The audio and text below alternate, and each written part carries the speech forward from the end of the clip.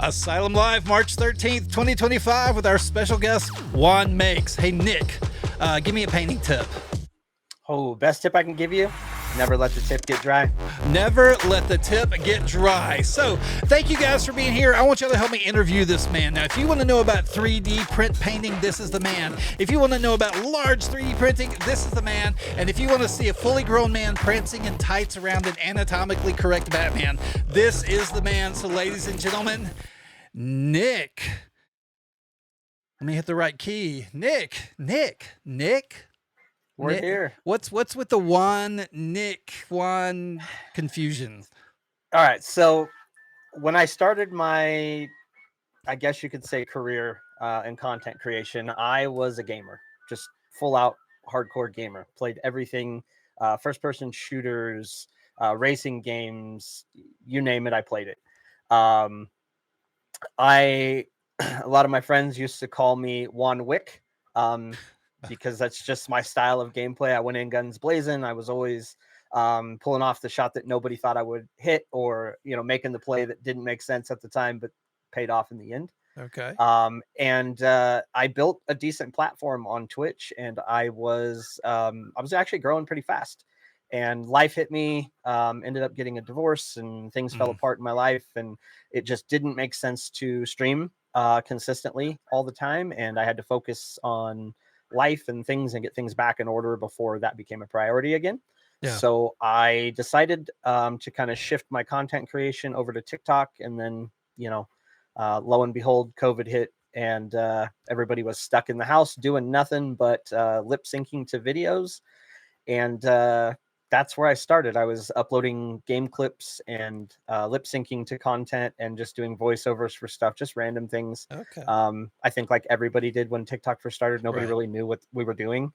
And I didn't want to get rid of the platform that I had built. And I realized I was still making things. I was always making stuff. I was always designing things, and whether it be woodworking or home repairs, car repairs, you name it, I've got my hands dirty with it. If I can customize it, I'll touch it. Okay. So I've been very adamant about that in my life, and that's always been a thing ever since I was a kid. Just hyper curious about taking things apart, knowing how they work, if I can fix them. That's just kind of my forte. Everybody knows me as the guy that fixes all the things or makes all the things. So I pulled back and I said, I want to be Juan Makes. I'm just going to stick with that, and I'm going to build something off this. And here I am.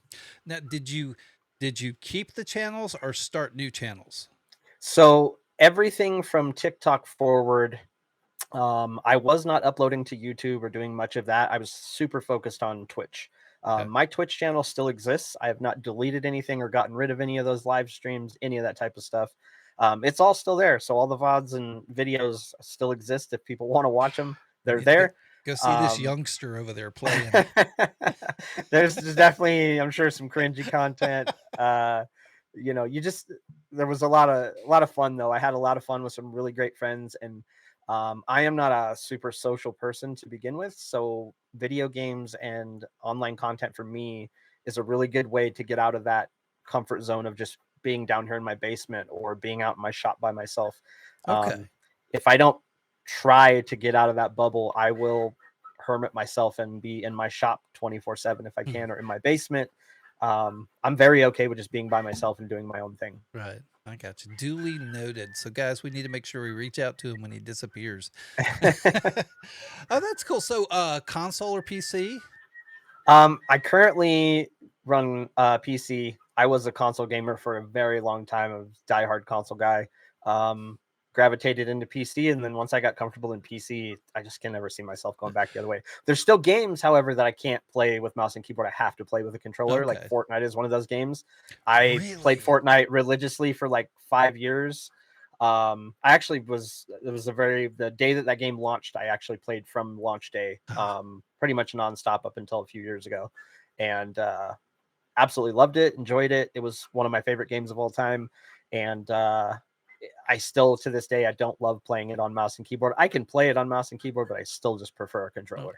Okay. You still play it. We've played together. Yes. At least we've botted. We've played against bots together. That's Yeah. about my level. I used to do Quake and Unreal Tournament. I loved those games when they came out, and a lot of WoW, that kind of stuff. I don't do a ton of Fortnite, but I've been trying to get into it. Why? What is the preference? Because I know there's always that big argument of console over PC and the controllers and stuff. What's the difference between the two? You know, to me, mouse and keyboard is like, yeah, I got it, I'm good. But controller is like so foreign to me. So controller for most people is a comfort thing. If you're comfortable on a mouse and keyboard, you have access to so many more buttons and, you know, key combinations that you can't necessarily do on a controller.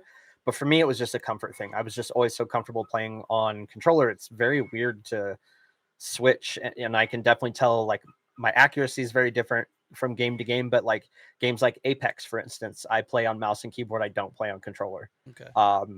I'm just better on mouse and keyboard than I am on controller for some reason. I played Yeah. Escape from Tarkov, was a big game for me for a very long time. Played a lot of Halo back in the day, but obviously a console game. For me, it was exclusives, like the games that were only on Xbox or only on PlayStation. I have had every console that's ever existed. I still even have like an original Atari in storage. Ooh, the 2600. Yes. Yeah, I have. I actually Yes. have two Paddles functioning and ones. everything. I love my. I actually have a non-functioning one in my shop that has just Okay. been sitting on the shelf that I need to disassemble one of these days and figure out putting it back together. But I've been wanting to buy. You know, it's they not a high just priority. they came out with the new version, the new with the HDMI connections and everything. I've been wanting to buy one of those. I'm gonna Sounds save like up. there's a Nintendo 64 release getting ready to happen with an Ooh. upgraded HDMI, which will be much better quality. I'm looking forward to that. So Yeah, that's awesome. That is great. That'll be a lot of fun. So, what was your very first console? my very first console was an Atari 2600. Okay. Okay. Yep. My grandparents actually got that for me. Gosh, I don't even remember how old I was. I was barely old enough to do anything. Mm-hmm. The first console I like really fell in love with was the SNES. SNES. Yeah. Yes. Yeah. Yep. There was just something about that console. I loved the Mario games, as you can tell. Huge Mario guy back when I was a kid, especially. Loved Zelda. Zelda was just a game that I played constantly. Yeah. Ocarina of Time on the 64, Donkey Kong Country 64, Super Mario 64. As those games grew and just got better and better, it was like, you know, leaps and bounds every time a new game came It out. Or really was. It really was. Oh, I've got somebody asking, did you have the Stormtrooper mod for Tarbach as well? So there was a clip the other day that he shared, actually, that was him running up on an NPC in the game and firing a bunch of shots and missing about 95% of Oh, them. that's And I funny. commented on his video and said, "Did you have the Stormtrooper mod on?" I like that. That's always a good joke. That joke never gets old. Um, oh, we got people talking about Sega. I tell you, the ColecoVision Yes. was the one I never had. I I even had a always Dolphin. wanted. You had a Dolphin, really? I even had a Dolphin. Wow, that's Those awesome. were hard to get your hands on. I don't know how my dad ended up getting it for me, Yeah, but I got one. I had one. yeah. I'm not sure. Some of that stuff disappeared during moving and things. So some of it my parents might have it in storage, Okay, possibly okay. somewhere. Maybe I might have to look one of these days and just see. I'm probably Yeah, sitting on a gold mine of stuff somewhere. Don't know it. probably start your own museum. Who knows? Who knows? Hey guys, thank you so much for the gifts. I really, Dragon Girl, thank you so much. I really appreciate that. Thank you for the heart me's and everything. Thank you for tapping, subscribing, sharing. Keep doing that. We want to get Juan out there. We are interviewing Juan Makes, Nick of Juan Makes. I'll say it that way. But I always call him Juan. It's just such a habit, and I'm sure a lot of other people do too. Do you you have kids? I do. Do, Yeah, do they lots of ever them. get confused between the Juan Nick thing? You know what's funny is they didn't have a clue about it until I started my TikTok, and then I randomly got lucky one day and started popping up on people's FYPs, and um, my kids obviously landed on it. I'm actually pretty secretive about all my stuff. I don't really My kids didn't even know about my Spider-Man up until like Oh 2 days wow. ago.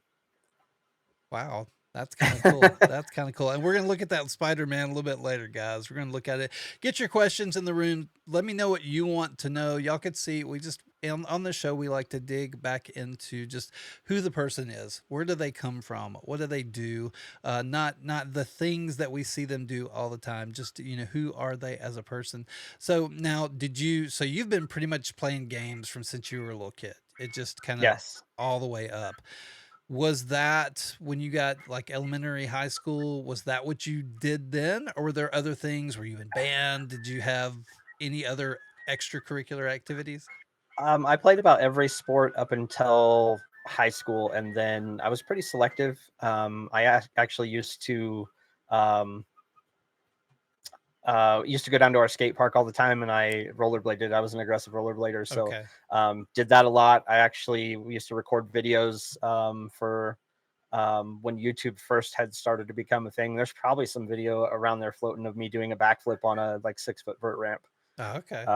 Matter of fact, I have a newspaper clipping actually still Oh, from that's when that awesome. opened.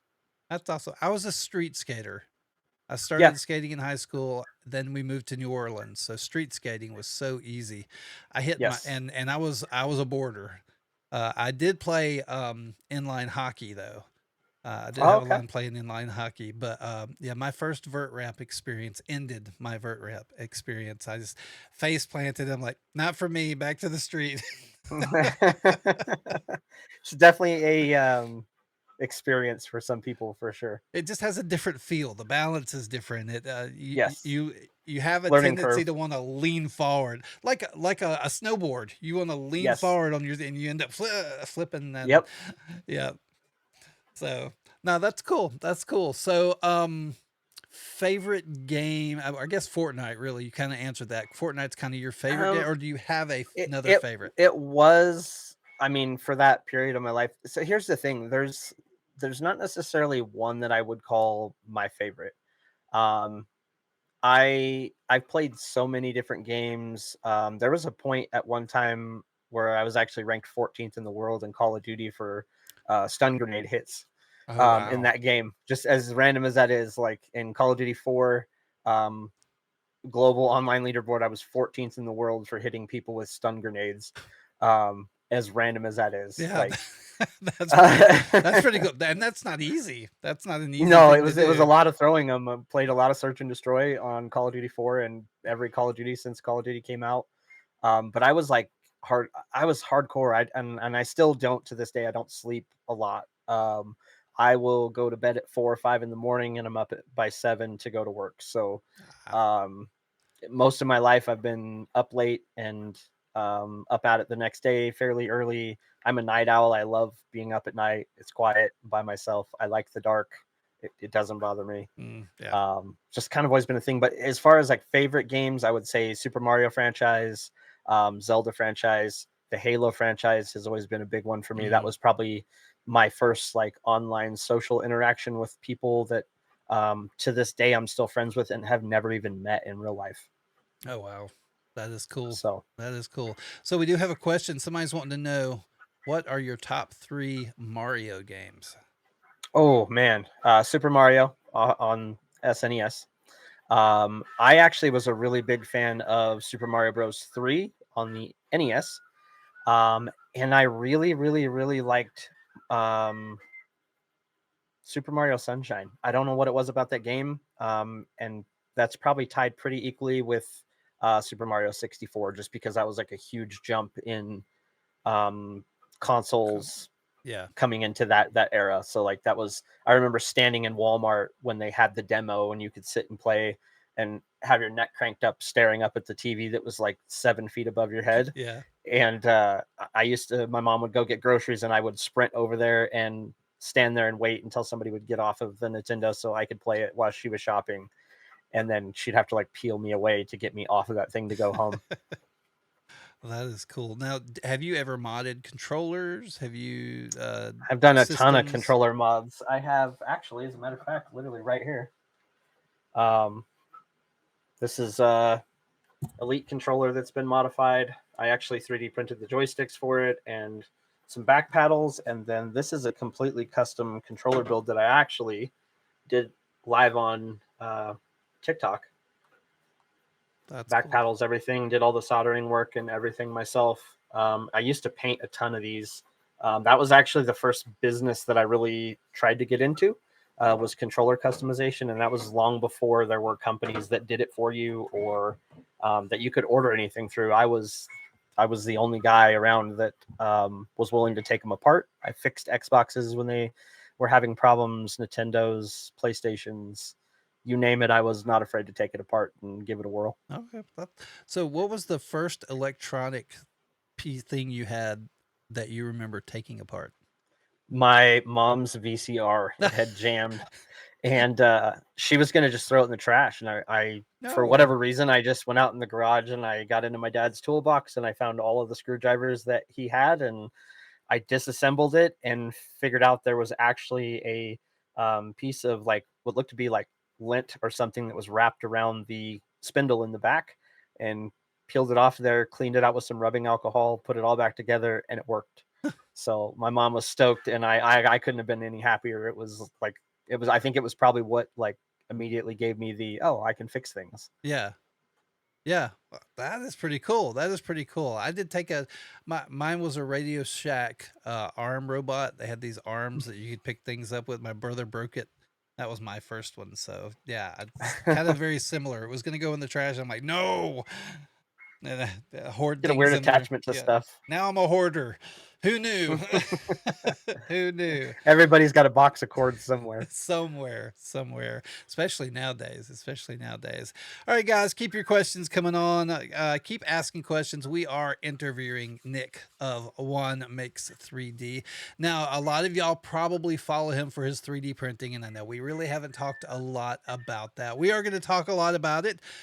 We are going to get there, I promise. So keep those questions. I'm watching the room, he's watching the room. We're going to make sure that your questions get answered. Keep engaging. Keep just letting us know you're here and that you're a part of what is going on here, and keep sharing this out. We've still got, still got 40 minutes or so. Let's get some more people in here just to introduce Juan and help him grow his audience.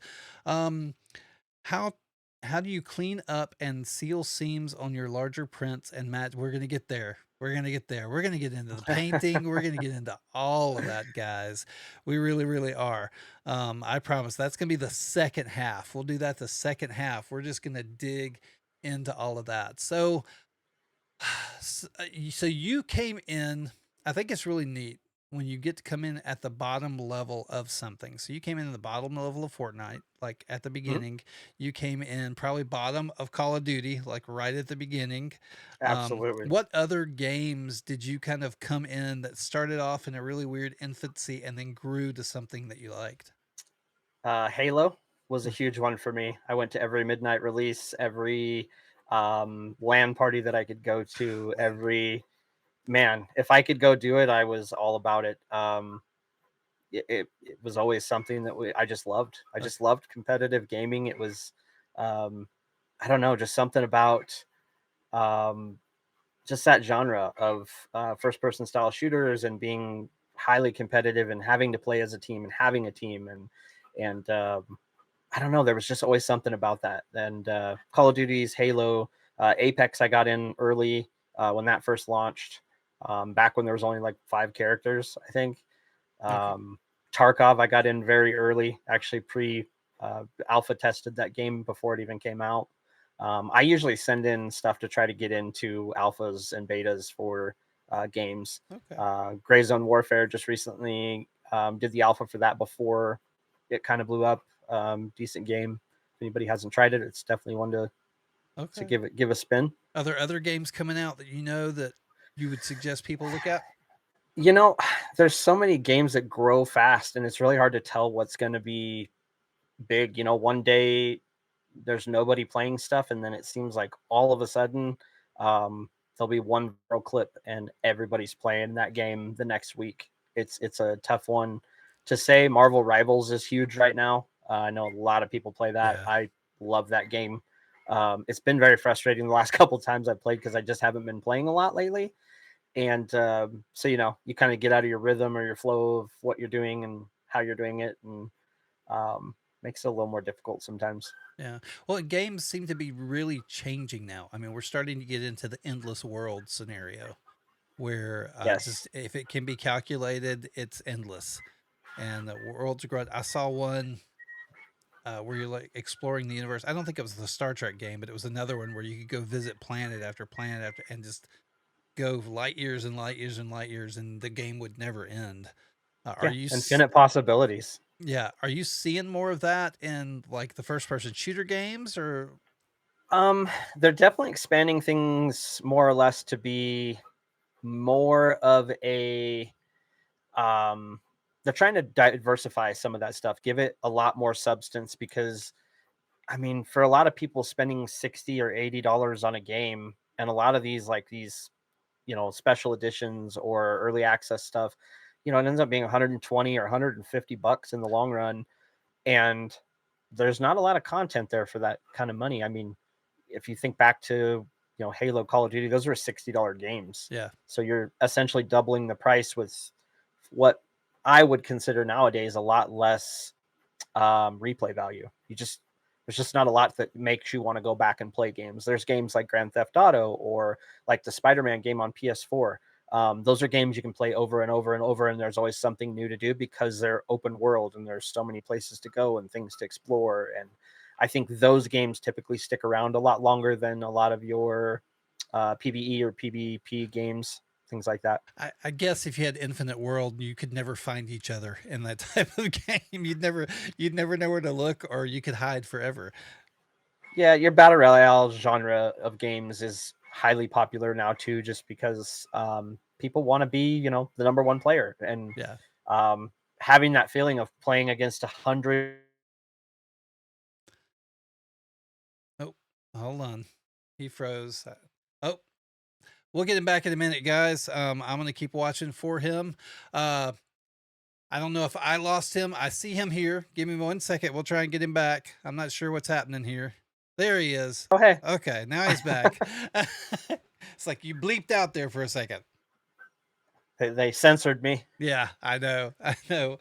No, that battle royale genre, there's people like to play the I want to be the number one player in the world thing. So playing against 100 people and then being the last person standing it's a really crazy feeling. Like once you have that first experience, this is kind of a crazy story. Actually, pertains to that exact thing. My very first game of Fortnite that I ever played, I won, Hmm. and I think that might have been what like kind of sparked that for me. It was I did exactly what everybody else did. I found a shotgun and I hid in a bush. That was Yes. exactly what you did when you first started the game, especially when the game originally came out, because our people weren't building. They didn't even know the mechanics behind it, didn't understand it. It didn't make sense because it was completely different than any game that had ever come out. Yeah. It had so many different aspects of it before it got popular. And those initial games were, somebody built a wall. It was like, oh, that guy's really good. That was just immediately where your mind went.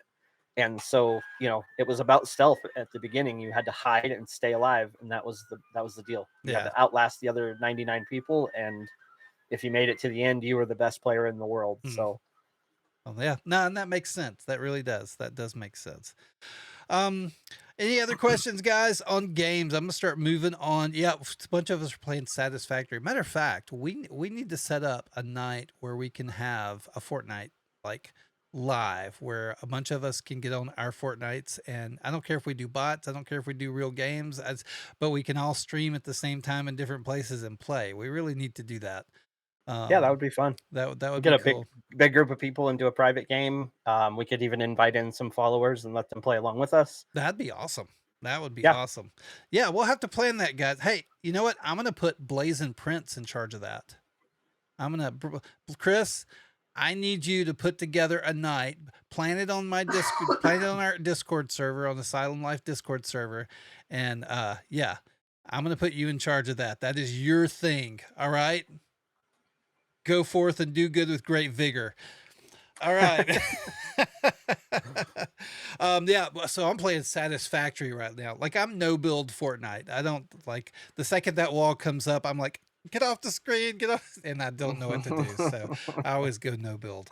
But Satisfactory is kind of where I'm at. That's kind of my level right now, just because I can mindlessly design things and not have to worry about people shooting me all the time. Yeah, So, fair well, enough.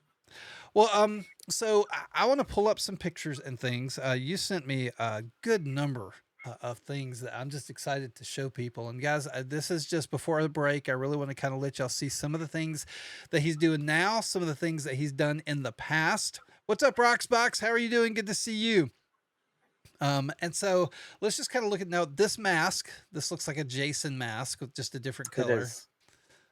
So there was a NES version of this game that came out, and they were not allowed to use blood in the game. So they had to come up with a different color scheme, and this was the original color scheme for that game. Oh, okay. Okay. That makes sense. Um, see, we got more masks.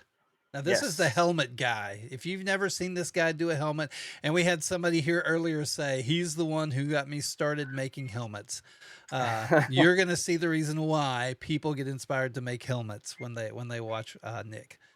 Um, so we're just gonna kind of step on through. We're gonna find some interesting. Now this is something you are currently working on, I am, yes. Yep. I and have quite a bit left to still do on it, but it's definitely in the matter of fact, the other night on my live, I did most of the airbrush work, all the line work, the base colors, and I may actually go back and do some changes to the design because I'm just picky. And okay. sometimes I'll have an inspiration for something and it won't initially be the thing I planned on doing, and I'll roll with it. And I'm going to change up some colors, I think, and it might shock some people. Okay. Okay. And we're gonna stick a pin in this because we're gonna come back later when we start discussing the seams and what types of glue he uses and painting. We're gonna look at this one and a couple of other models that he has. And now this surprised me. All of a sudden I start seeing cars in here. All right. Yes. Tell us about this car. I'm gonna step through some of the photos that you have. Looks like there was an So, accident. no, I actually decided that I wanted to add a wide body kit to this car. So, in order to add that wide body kit, you have to, the wheels that are on that car actually were a custom set of wheels I had made that were actually quite a bit wider than the factory wheels and required a little more space. They were a 13-inch wide wheel in the back and a 10.5-inch wide wheel in the front. Okay. So there is the wide body over fender that I added to the car. Just requires that you cut away a good portion of that car. Now, that car I actually purchased just shortly before my twin daughters were born. When one of my daughters passed away 19 days after she was born, we Mm, were stuck in the hospital for several months. And when I got home, I was trying to find any and everything that I could do to keep my mind I occupied. I bet. was I was struggling very much. So to keep myself occupied, I decided to completely disassemble that car, repaint it, build it, and I really just never really wanted to get rid of it. I ended up letting it go eventually, but it was a really good way for me to just keep myself occupied and you know not beat myself up and let myself get into a bad spot. So Yeah. And you can see the paint job, guys. You can see the finish on this car and everything. Now, do you mix your own paints, or you have somebody that does that? yes, Okay, nope, I do all that myself. I purchase the paints from different places, but the color combinations, the pearls, the additives, that's all me. okay, That color was actually a 17 pearl color shift. It's yeah, called yeah, a yeah. hyper shift paint. Hypershift. Yep. Yep. No, no. My brother's a bodywork guy, and so Ah. this is what he does. He teaches at college actually, and teaches people how to do this. Oh, So this is one of the things that fascinates me. Um, awesome. and you're taking it to shows. It looks like, I or did, yeah. did. I did, yep. I did. Took it to several shows. Actually, I was very proud of that car. I mean, there really wasn't a bolt or a nut on that car that I didn't disassemble or retighten myself, and you know, it was not in great shape when I first got it, and just felt like I wanted to take it a step further. Okay. This is an old cop car, actually, um, a retired police cruiser that I decided I wanted it to be different. So this was actually called a Riddler Pearl. It was kind of a purple, teal to green color shift paint. Okay. Well, that's cool. You can see Juan waving or Nick waving in the reflection there. That's awesome. Now we're going to get into some of the different things. Now, I did not know that he was a laser engraver as well. Tell us I, about these.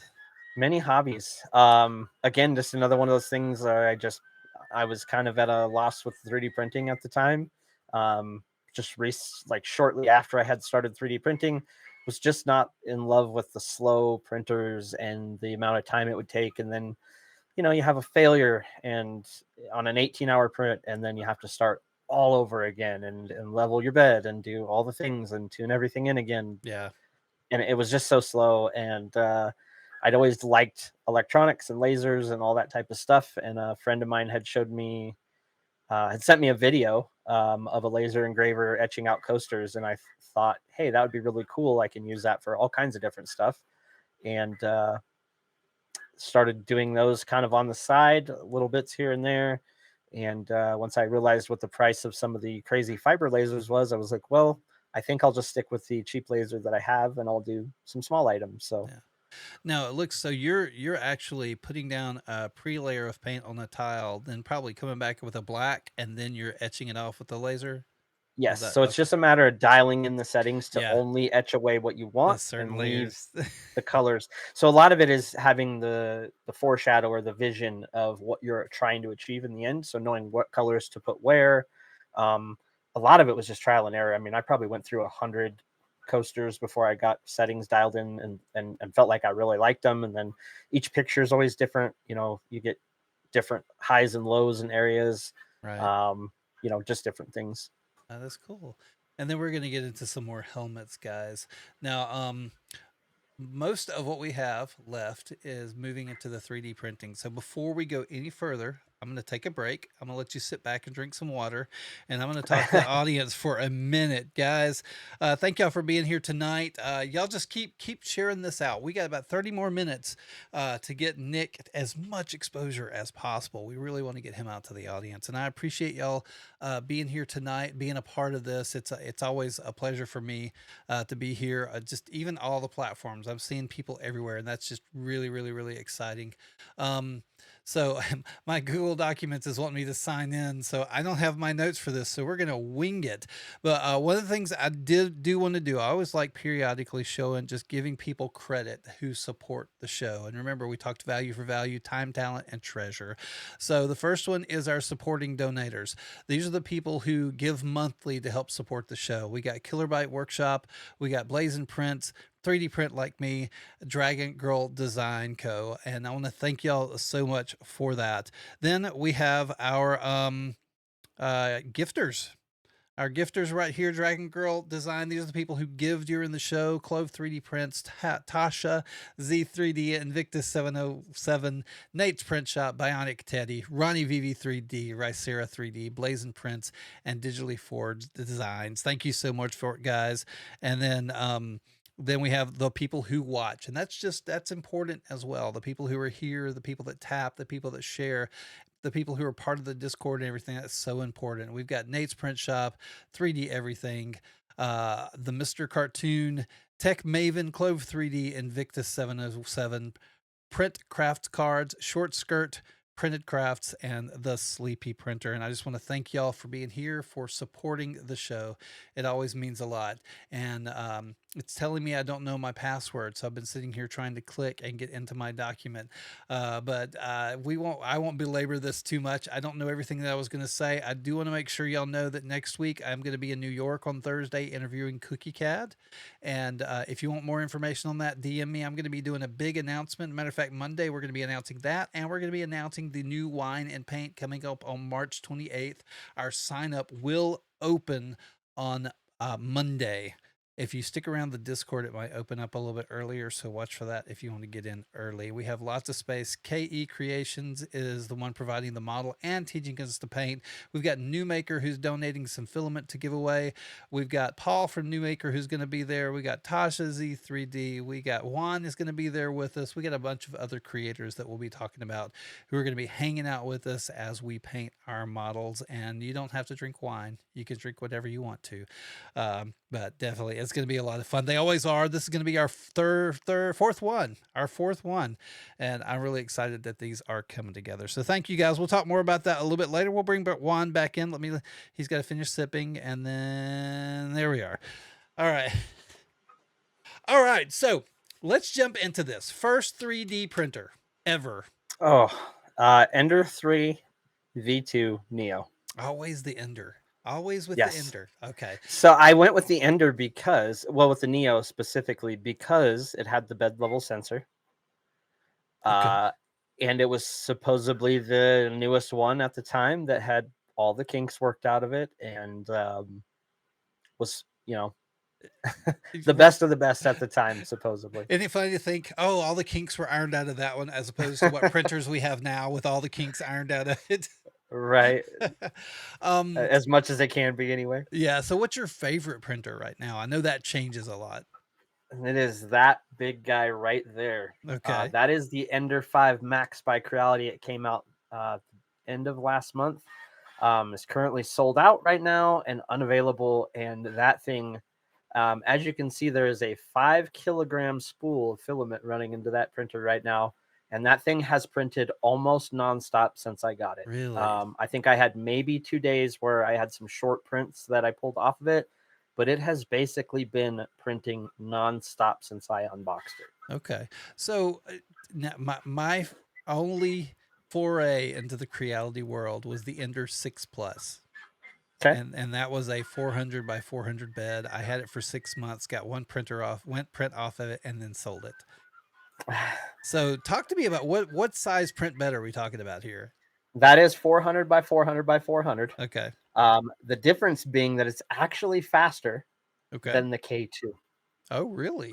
It is 700 millimeters a second.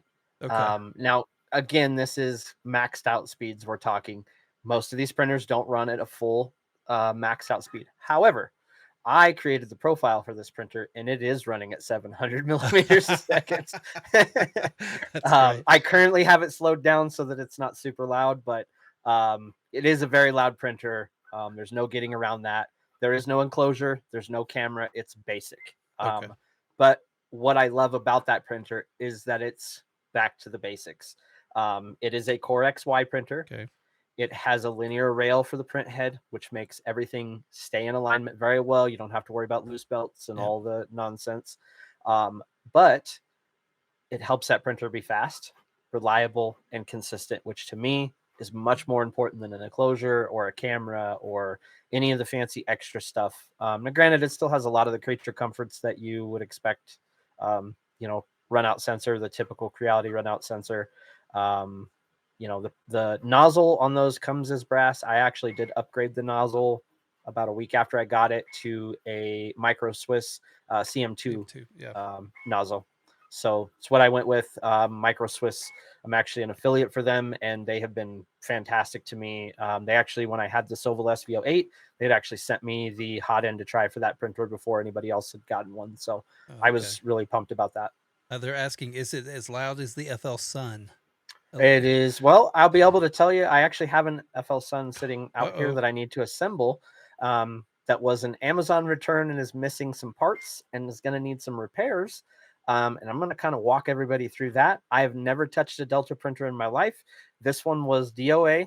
According to the slip in the box, it does not power on. Okay. So we'll assess what that situation looks like. I think I might have already figured it out within like literally 10 minutes of messing with that printer.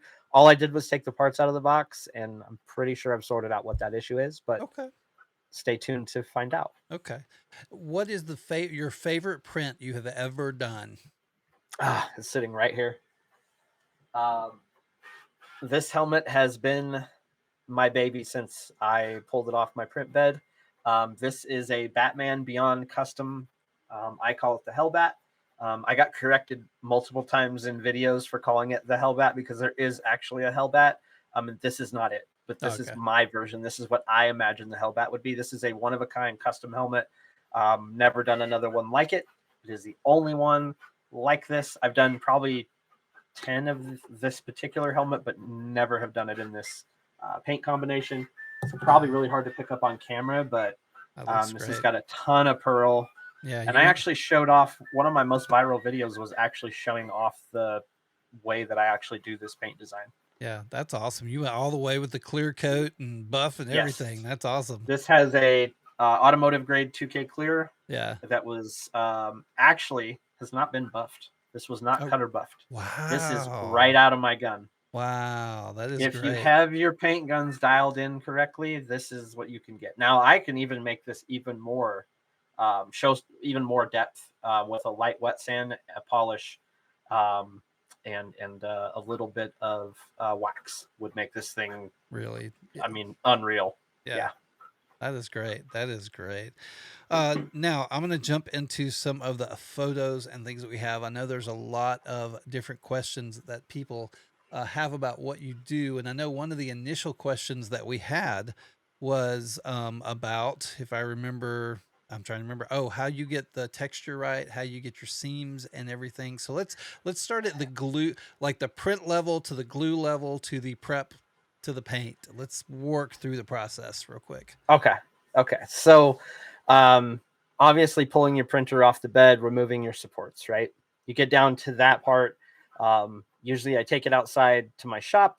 I start with a file usually, and I will file any corners, edges, or things that I want to make sure they line up flawlessly. If I intend for those pieces to fit together, that's where I start. Okay. So I'll start on those, and then I'll grab some usually 80 grit sandpaper, and I will rough up the surface.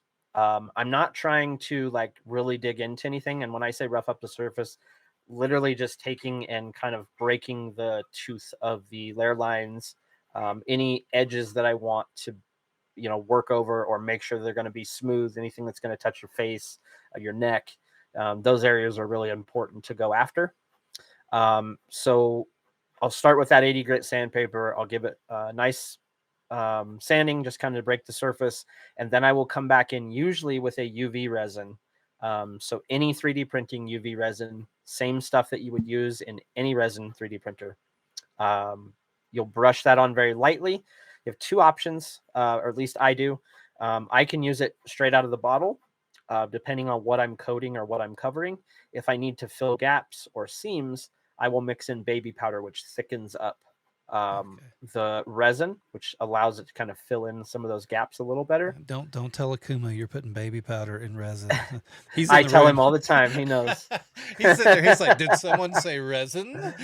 Yes, yes. So, and here's the thing, right? The main thing about using the resin is the dry time. Once you hit that resin, if it's thin enough with the UV light, that resin is cured in just a matter of seconds. Okay. And the great thing is I can lightly wash that with rubbing alcohol, and I can come right back with a piece of sandpaper within 1 minute, and I'm back to sanding and resurfacing that area. So I can lay out 5 or 6, 7, 8, or even 10 coats of UV resin to really build the surface back up to smooth Mm-hmm. in 10 minutes. Okay. And if you use body fillers or glues, you're talking potentially up to days for things to be fully dry and cured before you can start working on that next step. So there was a Yeah. point there where I was producing between 10 and 30 helmets in a week Wow. Wow. using that process. So I really pushed that out to in my content, that I really feel like that is the most superior way to do it. It just adds a level of smoothness to your prints. It's so fast. It's so easy. Always good to use protective gear. Always wear gloves. Definitely wear a respirator. You'll see me in a lot of my live streams, and I don't have a respirator on. I almost always have a fan or some sort of exhaust running in the background. I never do that stuff in an enclosed area where I'm not being safe. Yeah. So, I can't express that to people enough. Gloves are an absolute necessity, and keeping 99% IPA around to wash things off when you're in between steps is always good. Any loose resin or anything like that, you don't want to get that stuff on your skin. It is not good for you. Yeah. Yeah. PPE all the way. You are correct. Yes. You are correct. Do you have a do you have a trick? Because I find a lot of people, me being one of them, uh, putting the resin on, keeping that thin layer, keeping it real thin. Is there a trick to keeping the There thinness? is, and it's putting it on very, very thin. Oh, What I tell people all the time, use two brushes. You can use just a basic chip brush to kind of apply it in the areas you want, but you want to work in really small areas. You're not, especially when you first start. You'll mm-hmm. see me coat like very large chunks of a helmet all in one shot. I've been doing this for a very long time, so I kind of know my mixture. I know where it's going to run or if it's going to run when I put it on those parts. But the cool thing is, as long as I don't expose it to any UV light, so no sunlight and no UV light, I have a lot of time to work with that stuff. It'll never cure. Right. So until I'm ready to make that solid, that's the way I do it. But I always come back with a foam brush and very lightly smooth across the surface. I try not to leave any like really jagged or rough edges. You just really want to feather that stuff out. And always keep in mind, you can start small in little chunks and build and build and build and build. You can do 5 or 10 coats on a helmet until it's absolutely, perfectly smooth. Okay. And then it's on to primer and paint and airbrush work if you really want to. Yeah. Yeah. And now, guys, we're saying brush this on. We're not saying airbrush this on. Never put resin in Never. any type of spray gun or anything Oh like that. man, Okay. I'm going to make I've that actually been clear. asked that. I've been asked that on multiple occasions, and every time I'm like, please, whatever you do, do not ever do that. Yeah. That is the most toxic thing you could probably do. There's no, I don't really think there's another way to make that Yeah. more toxic. And you might feel, guys, that it's not going to affect you. But I know friends who have used it over time, and just those few times that they got it on their skin, they've developed allergies. A lot of I work with Courtney. Courtney cannot be around resin. A resin printer cannot be in the room with her, or she'll break out. It's toxic for her like It's that. crazy. And so some people that it just affects. So you just have to be really, really, really careful. Anyway, I wanted to make that clear. All right, and so we've printed, we've kind of knocked back the edges, we've done the sanding to break up the lines, we've come in with our resin. Okay, we didn't talk about bonding the parts together. So you're doing all of this before you actually bond the parts together?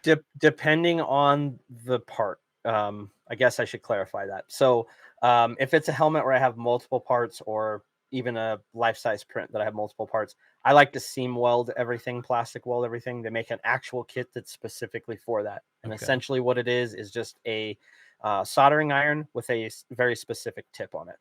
Okay. They have different shapes and kinds. I prefer like the narrower triangle flat tip. Yeah. And actually, what I like to do with it is I will essentially act like I'm actually TIG welding. I will kind of just push forward and pull back and push forward and pull back little bits at a time. And it actually builds up a bead that looks like a weld, and it will permanently attach those two parts together. Right. So obviously that's happening before you're applying UV resins. If you're building things like that, there's a lot of masks and helmets that don't need it, that don't need those parts welded together. And you may come across parts sometimes that a little bit of filler primer will fill up the seam and you won't even notice it as long as you've sanded it well. Yeah. Post-processing your stuff, when you're removing supports and brims and all the things, if you can file those edges and just get them as clean and as smooth as possible, you're just saving yourself the headache later when you're doing all the sanding and all the hard work, really. Okay. And then what? And then you've got it smoothed out, you're ready to go, and you're going to prime next? Yes. Okay. Yes, I always apply a filler primer. My favorite actually is just Rust-Oleum filler primer. Okay. It's not anything super fancy. It can be at every retail location. I think they pretty well sell it. If they sell spray paint, they probably have it. Okay.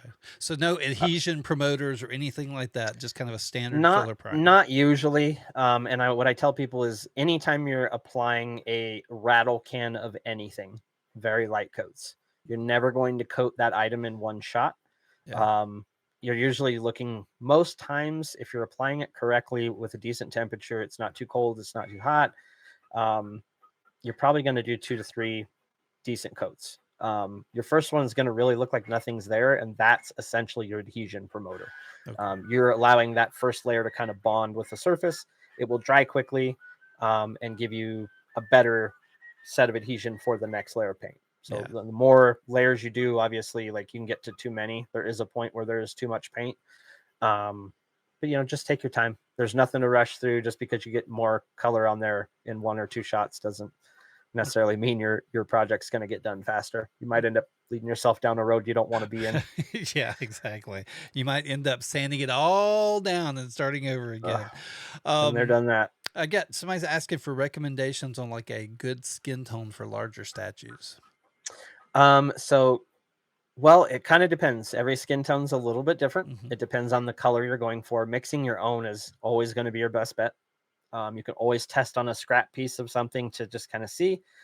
Sometimes I suggest like printing out something small like this, and you can test colors on it, and just kind of see what you get. You would prime this just the same way you would do to make sure you have the same color base coat, and then work from there.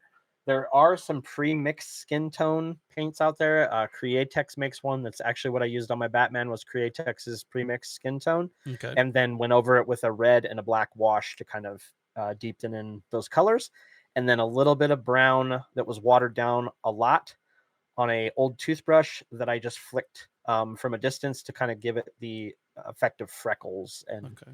And everybody's got those little itty bitty marks that are slightly off colored in your face and your skin. Um, So it's Looks really like about pores. kind of building those layers. You're trying to build the Yes. base layer with some different textures and stuff on the over the top of it. Yep. Just little bits at a time. And I can't express enough to people how just taking your time, just little bits at a time, and don't overthink what you're doing. Um, we used to have this saying. I sold cars for 15 years, and we had a saying that there was an ass for every seat, which essentially meant that there was always, no matter what the car was, somebody would always want it. It didn't matter if it was the ugliest car in the world. It didn't matter if it was the most, puny, pathetic little thing. If it only had two seats, if it was too small or too short, somebody would always find that vehicle appealing in some way, shape, or form. So Yeah. there's always someone that will like whatever you made, and there's going to be critics, and there's going to be people that have things to say about it. You just can't let those people Right. get to you. You Yeah. just have to be your own person, and do you. Don't worry about what other people think. And that's really kind of your overall creation idea when it comes to online streaming and the videos that you create and the stuff that you do. You run across people who make content for people. You run across people who just kind of randomly do things, but then you have that group of people who they make it for themselves. They put it out there and take what comes, and that kind of Yeah, seems to be how you go at it. I do. My whole thing with this, I just want to leave a good trail of things for my kids when I'm not here anymore. There's going to come a day when I don't exist anymore, and my kids can look back and say, "Man, my dad was kind of cool. He did some fun stuff. He knew a lot of things. He always fixed all the stuff. He knew how to do all the things." I just want that to be out there, right? And them to have something to look back on, even if they're silly videos and they don't matter. It will to them, to somebody in my life somewhere. That one silly stupid video, or that funny comment I might have made, or that time I made them smile when they weren't feeling great, um, that'll matter to them someday. It may not today, and it may not 20 years from now, but it may change somebody's whole life at some point or another. You just never know the impact that you have on people until those people aren't there anymore. Right. So I just feel like my content is just whatever I'm feeling that day. Sometimes it's gaming, sometimes it's me fixing a printer, sometimes it's me just making some commentary on something that I found offensive, or responding to a comment that I didn't like. I'm pretty straightforward with people. You'll always get the one-to-one response with me. I'll never water down what I have to say back to people. I'm truthful, I'm honest, I'm straightforward with people. um, may not like what I have to say all the time, but I'll Yeah. just tell you how it is. And if you don't like it, that's okay too. You don't have to love all my content. I'm not doing it to appease anybody specific. But I do like to share the information I have. When I got into the 3D printing um, maker space, there was a lot of like gatekeeping of information, and I hated it. I, Hmm. I I hated that when you asked a question, people made you feel stupid, or made you feel like, well, how come you don't know that? Everybody learns at different paces, and I understand that. And I know for me, if I can hyper focus on something, I can learn it in a matter of days. For some people, it takes months or years to learn some of what I know how to do. And most of what I know how to do came from trial and error. I've always been the person that's okay with making a mistake, or, I don't love to fail. Nobody does, but it happens. You see it from time to time. I mean, there's definitely, things that aren't perfect on my Batman or on my Spider-Man statues that, will drive me crazy, but somebody may never even notice them. Most Right. people probably won't even see half of it, but it's going to bother me because I know it's there. Yeah. And there's always those silly things, but I just want to share the knowledge that I have, share that content, and I want my stuff to be an open book for people to come and learn, and tutorials and how to. And I just know that there are people out there that want to learn this stuff, and they're just afraid to get their hands dirty. And sometimes it just takes the little bit of seeing maybe somebody else do it and see that it's not as complicated as everybody makes it sound, Yeah. and it can be done. I say this every live stream. People are like, oh, I could never do that. Yes, you can. You 100% can do everything that I do. You need one of these, and you need a little bit of ingenuity and the desire to want to make it happen. I mean, none of what I do is something I went to school and learned. I didn't pay anybody to figure it out. I just learned. I just wanted to do it bad enough that I made it happen. And Right. I'll continue to do that until I'm not here anymore. And when that day comes, hopefully the information I leave behind, the videos, the tutorials, maybe somebody will take that stuff and they'll run with it and it'll make their life better. Yeah.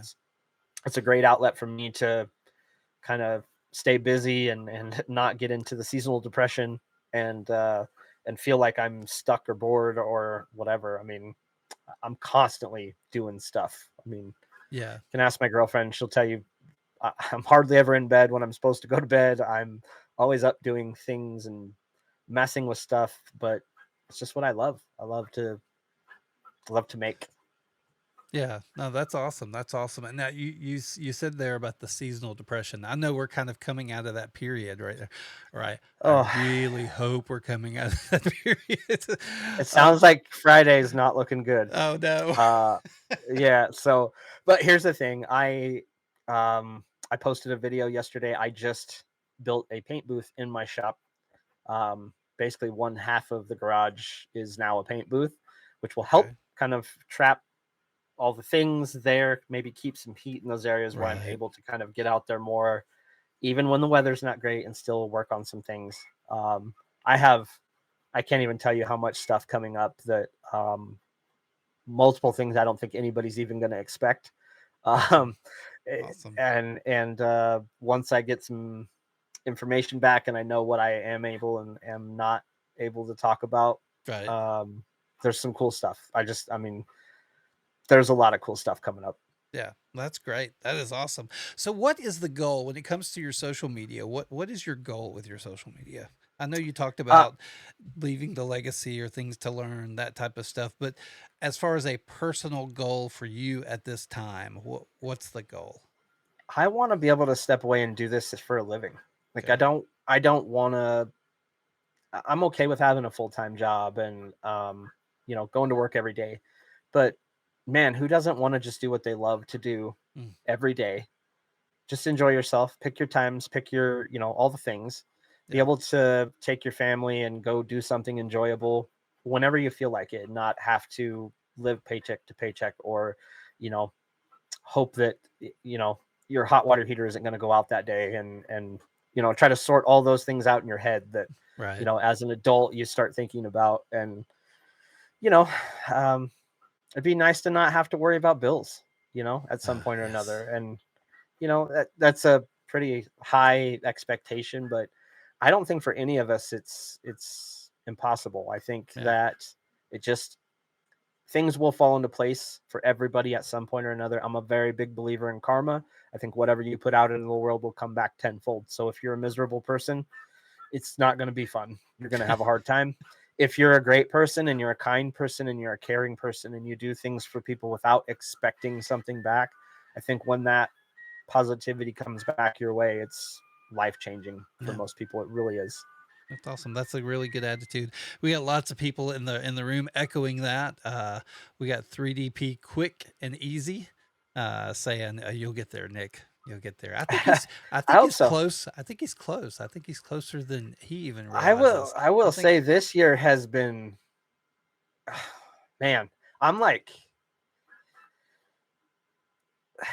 I went from 500 followers to like 70. I think I'm at like 7,700 or Hmm. something in that ballpark right now. Like, I didn't genuinely think I was going to ever break like the 1,000 mark, and then I did. And then another day comes by, and it was so fast. Like everything just happened so quickly. Right. And my channel, my page has been growing. My Facebook outreach has been huge. My Instagram, all the platforms, YouTube, all of it. It's all been snowballing very quickly. I've had companies reaching out to me that I would have never imagined reached out to me before. Um, just, content creation with people that I didn't think I was going to be working with at any point in time. Even just like, I never thought I'd be on an interview doing talking about what I make, That's awesome. like that stuff never crossed Yeah. my mind, I guess. Like, I was just in it to do what I was doing and leave some stuff behind for my kids. And Yeah. it's like spiraling quickly, and I'm all for it. Yeah. As long as I can still maintain like a healthy, lifestyle at home with my family, and that stuff's got to be priority one. Right. And obviously I got to take some mental health breaks here and there, like for myself. Um, I do definitely have a rough time. October, November, lost a lot of people in that time frame of my life, so it's always a hard couple months. So if you see me kind of step back out of my content creator mode and kind of go into hermit status for a day or two, that's usually why. Just need a reset sometimes and come back at it. And we all get in it. We get the funk. We get creator block, I think. And you just have a day where you don't even know what to say. You don't know what to do. You don't know what video to make. You don't know what to talk about. And you just got to figure out how to power through that sometimes. And I think what it just takes is like kind of stepping back and saying, okay, let's talk about just something real today. Let's just talk about my day, or what's frustrating me. And I've been, uh, I try not to post too much like personal stuff on social media, but there's definitely days when it's just nice to chat, to get it off your chest, or to say it out loud. I'm very fortunate to have like a super cool group of friends that we have a large group of us that talk every single day, group chat, and everybody's super supportive. Best friends I've had in my entire lifetime. I wouldn't be where I'm at right now if it wasn't for those guys. So That's huge great. shout out to them. Yeah, and that's what I was going to ask about, is the support system. The support system Yes. always makes a really huge difference. Yeah. You got to have Yeah, somebody. it has. Go ahead. It has. I mean, I got to give a shout out to Brady Meets World, Bensky, Mike from Priority 3D, Jack from Twin Shepherd Printing, and Josh Dork Vader 3D. If it wasn't for those guys, I wouldn't be doing half of what I'm doing right now. I mean, they've been so supportive. You got guys like Nate's Print Shop and a ton of the other people that are with me. Chris has been, outstanding lately, especially.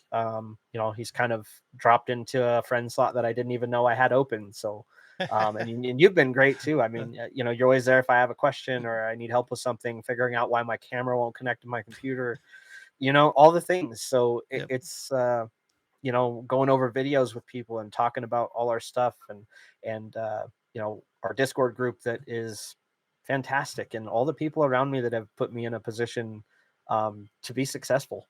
I mean, I really don't think where I'm at right this moment would be all on my own shoulders. There's been a ton of support, people sharing my content and pushing me out to companies. And I just had a company reach out to me yesterday solely based on a recommendation, and I would have never imagined they would even have known who I was. So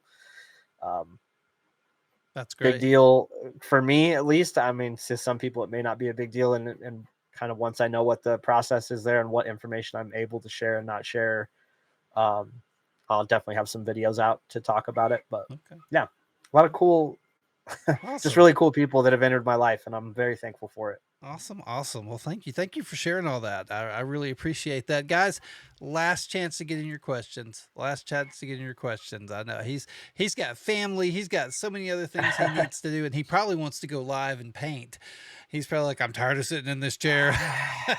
I'm getting antsy. I actually kind of want to look at this printer, because if this issue is what I think it is, I might be able to resolve this problem for like a couple of dollars. I'd like to make sure that's all it is. If that's all I need, then I'll hopefully have it up and running in a couple of days. And I'm going to make a video about it because it was a great deal. It was kind of unexpected out of the blue, and wasn't a printer I thought I would own. So there's that. Yeah. Awesome. Awesome. Well, good. Well, thank you, man. Well, look, I think this is the longest I've ever seen him sit down. I'm not going to argue with that. I'm not going to argue with that, but that is Unless awesome. I'm playing Fortnite. Yeah. Oh, yeah. Fortnite. But mentally, then you're not sitting down. You're kind of running around. So No, that's a my totally brain's different feel. racing. Yeah. Yeah. Well, awesome. Well, look, before we close out, is there any tips, any advice, anything you want to say to the people who are watching right now? Don't be afraid to fail. Try it, make the mistakes, because that is, in my opinion, the best way for anyone to learn anything new. Okay. If you're afraid to fail, then you're afraid to succeed, because you're just not doing it. You have to fail in order to learn from those processes. It's discouraging. It hurts your feelings. It sucks. It's not a great feeling, but you'll know the next time, and you'll know the process to go through and what things not to do more than anything else. And don't think because I don't post a lot of failures or things that go wrong. Honestly, a lot of the time, like I'll paint things and things may not go right, and I just roll with the punch. Sometimes things turn into battle damages that weren't intended to be battle damage. Right. I've had things fall on the ground. Matter of fact, my Batman helmet, that's the actual second paint job. It was wet with clear coat with like 4 layers of 2K clear, and got knocked off the stand and absolutely ruined it. And I had to basically start all over, which is how it ended up being that color. Okay. Awesome. Awesome. Well, last question of the night. What's your favorite ice cream? Ooh. Um, ooh. Probably chocolate with peanut butter cups. Okay. Well, there you go. There you go. Well, guys, thank y'all for being here. Thanks so much, Juan and Nick. Thank you so much for being here. It was good to learn a lot about you. Thank you for answering the questions and just being so open to everybody. I really appreciate it. I appreciate you having me. Thank you So so much. I'm going to knock you back to the green room. I'm going to tell everybody good night, and I'll come chat with you in a little bit. Guys, thank you so much for being here tonight. I really appreciate you being here. We don't have much more to say. That was just a great interview. It ended on a great note. So I don't want to talk too much. So remember the things coming up. You'll be hearing about the wine and paint on Monday. You're also going to be hearing more about the interview next Thursday with Cookie Cat. I'll be in New York, sitting down with them personally and talking with them. If anybody's in the New York area, we are going to be in Greenwich Village at the Maker Shop there. I'm going to be putting out the name on Monday, so keep watching. You'll get that, and you can come. We have space for everybody to come and watch, so please do that. The sign up for the wine and paint happens on Monday. So keep your ears to the ground. Come over to the Discord and be a part, and you'll find out all about these things a lot quicker. But thank you for being here tonight, guys. Just remember, live life to the fullest, right? That's important. Grow in wisdom and show what you have learned generously. I will see y'all next week.